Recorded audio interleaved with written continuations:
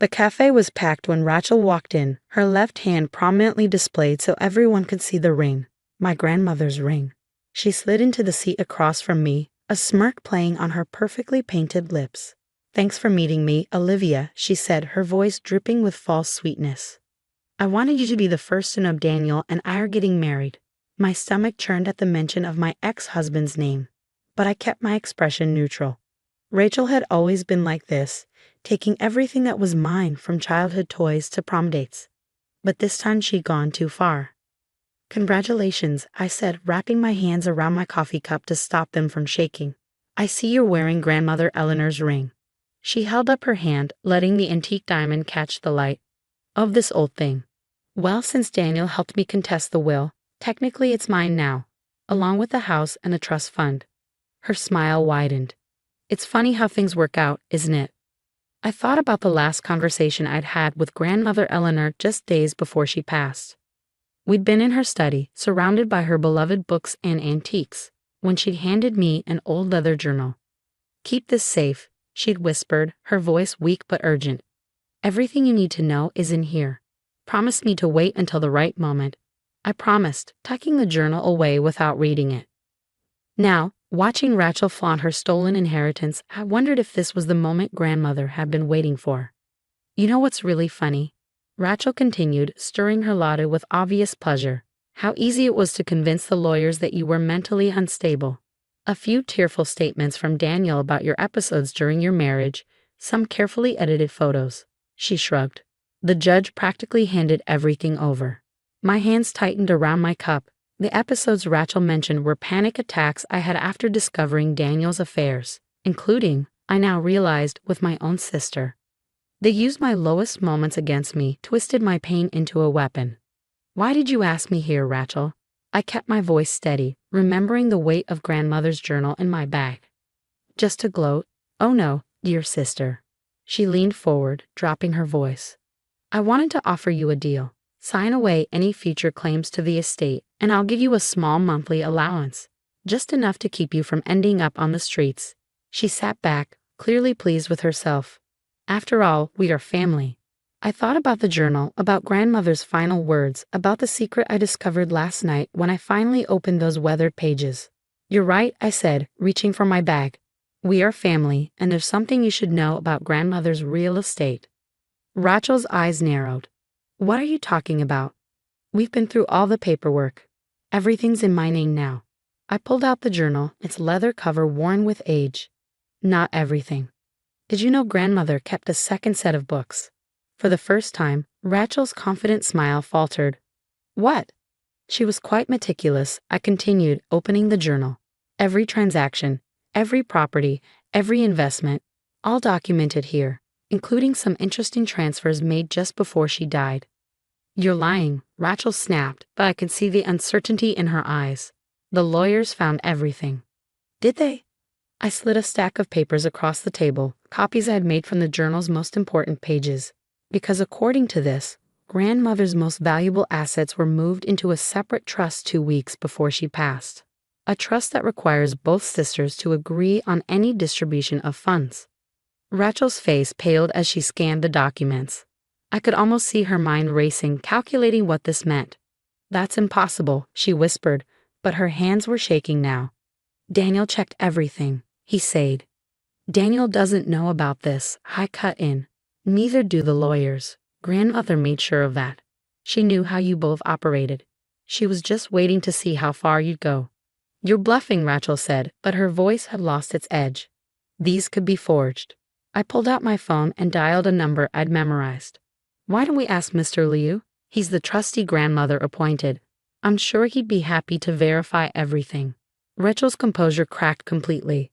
"Wait," she said quickly, reaching for my phone. Let's discuss this." I ended the call before it connected, enjoying the flash of realization in her eyes. "Oh, now you want to talk? What happened to all that confidence from earlier?" "Olivia, please," she said, her voice dropping to a whisper. "You don't understand. Daniel and we've already spent some of the money. We've made commitments." "I understand perfectly," I replied, gathering my things. You and my ex-husband conspired to steal my inheritance by painting me as mentally unstable. You used my trust against me, just like you always have. What do you want? Rachel asked, the question coming out more like a plea than a demand. I stood up, looking down at my sister, really looking at her for the first time in years. Behind the perfect makeup and designer clothes, I saw something I'd never noticed before. Fear. What I want, I said quietly, is for you to think about what's going to happen when Daniel finds out there's no money left to steal. When he realizes that marrying you won't give him access to grandmother's fortune after all. The color drained from Rachel's face. You wouldn't. Wouldn't I? I smiled, remembering all the times she'd taken what was mine, all the times she'd hurt me without consequence. I think it's time for both of you to learn what it feels like to lose everything. I turned to leave, but Rachel's voice stopped me.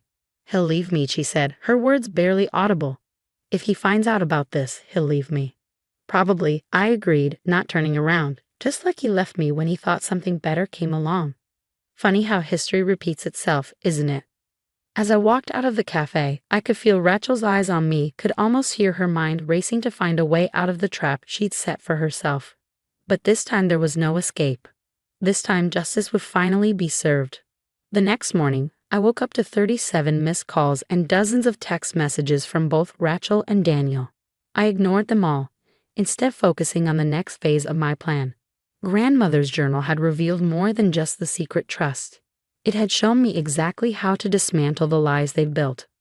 I drove to the law offices of Liu and Associates, the leather journal secure in my bag. Mr. Liu, a small man with kind eyes and steel-gray hair, was waiting for me. Miss Olivia, he said, rising from behind his desk. Your grandmother spoke of you often. She would be proud to see you now. I placed the journal on his desk. Did she tell you what they might try to do? He nodded gravely. Eleanor was very perceptive. She knew your sister's nature, and she had concerns about your ex-husband's intentions even before your divorce.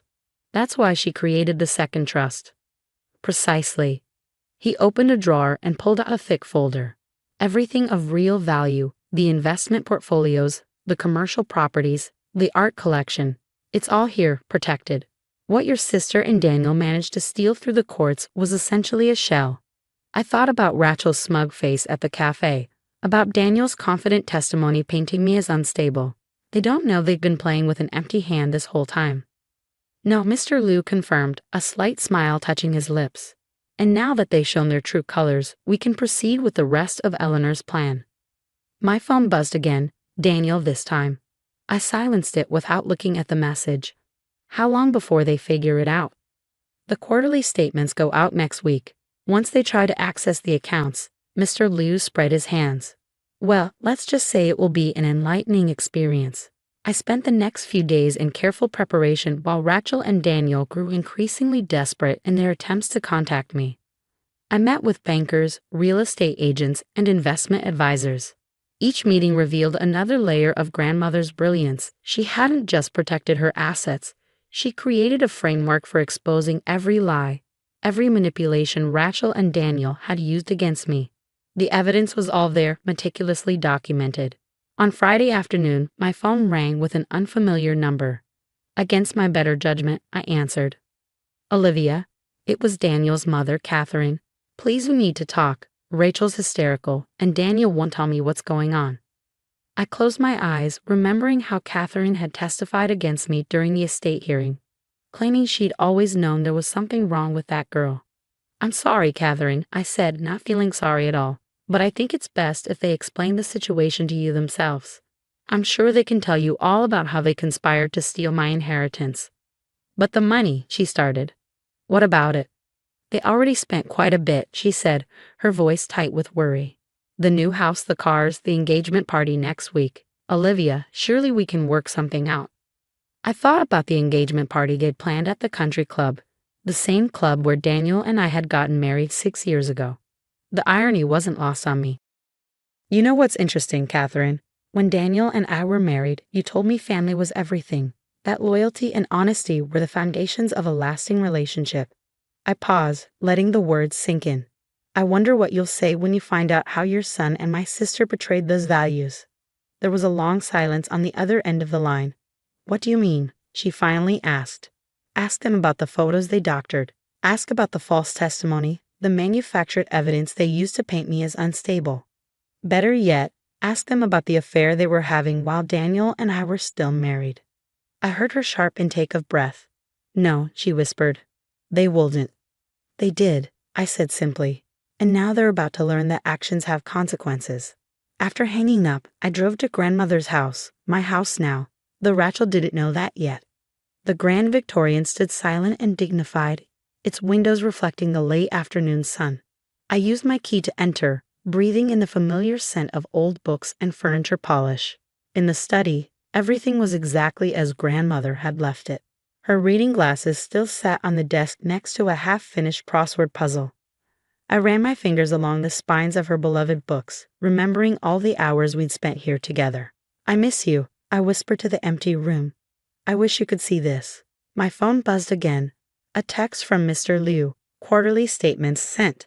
Expect contact within 24 hours. I smiled, settling into grandmother's favorite armchair. The wait wouldn't be long now. Just then, I heard a car screech to a halt outside. Footsteps pounded up the front steps, followed by the sound of someone pounding on the door. Olivia, Rachel's voice, shrill with panic. Open this door right now. We need to talk. I stayed where I was, listening as Daniel's voice joined hers. The accounts are empty, he was saying. Everything's gone. How could this happen? Nothing's gone, I called through the door, loud enough for them to hear. It was never there to begin with. The pounding stopped. A moment of silence, then Rachel's voice again, quieter now. What are you talking about? Maybe you should ask your fiancé about due diligence, I replied. About checking the real value of what you thought you were stealing before spending money you didn't have. Another silence followed by the sound of hurried whispers. I could imagine them out there, their perfect world crumbling around them. Olivia, please, Daniel's voice now, using that gentle tone he'd always used when trying to manipulate me. Let's discuss this like adults. I'm sure we can work something out. I stood up, walking to the front door but not opening it. Like we discussed things when you were sleeping with my sister. Or like we discussed things when you lied in court about my mental health. That was a mistake, he stammered. We never meant to get caught, I finished for him. To face consequences. Well, too bad, because that's exactly what's about to happen. The fallout was swift and devastating. Within hours of their discovery that the accounts were empty, Rachel and Daniel's carefully constructed world began to unravel.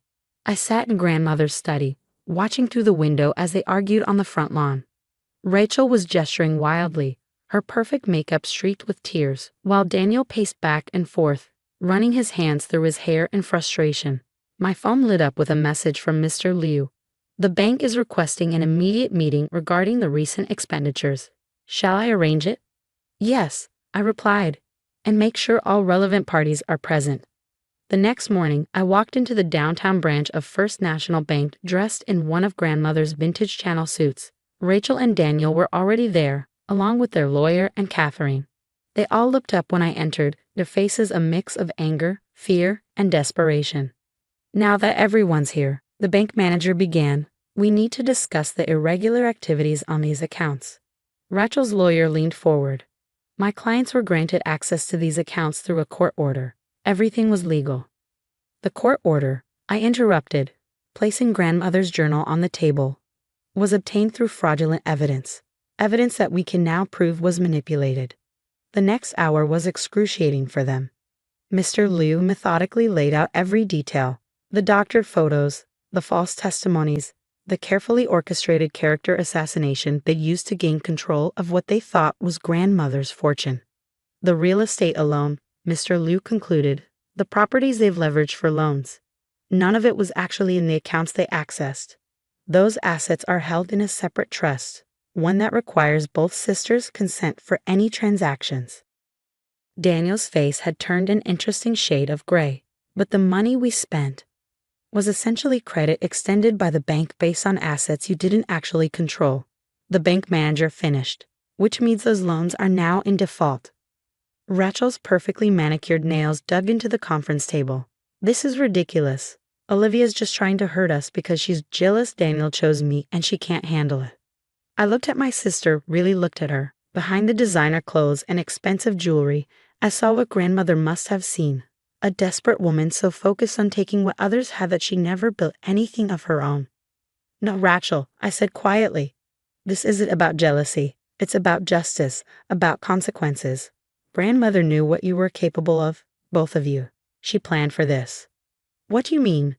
Catherine asked, speaking for the first time. I opened the journal to a marked page. This is grandmother's real will, her real intentions. Everything of value was placed in a trust before she died, with specific conditions. I looked directly at Rachel. She knew you'd try to take it all. She wanted to see what you'd do, how far you'd go. And now what? Daniel demanded. You're going to take everything, leave us with nothing. No, I replied. I'm going to do what grandmother would have wanted. I pulled out a document Mr. Liu had prepared. If you both sign this confession admitting to your fraud and manipulation, the trust will help pay off the debts you've incurred. Rachel's lawyer started to object, but she cut him off. And if we don't sign? Then the bank proceeds with fraud charges and all the evidence of your deception goes public. Your choice. The silence in the room was deafening. Catherine was the first to speak. Sign it, she said to Daniel, her voice tight with disappointment. Sign it and be grateful your grandmother's granddaughter has more mercy than either of you deserve. One by one they signed. Rachel's hand shook so badly she could barely write her name. Daniel wouldn't meet anyone's eyes. When it was done, Mr. Liu collected the documents and nodded to me. There's one more thing, I said, standing. The ring. Rachel's hand instinctively covered the diamond, but it belonged to grandmother. It was never hers to take. Slowly, reluctantly, she slipped it off and placed it on the table. I picked it up, feeling its familiar weight. Grandmother told me once that this ring wasn't just about value. I said, turning it in my hand. It was about legacy, about the kind of person you choose to be. She wore it for 50 years, building a life based on integrity and wisdom. You both could have learned from her example.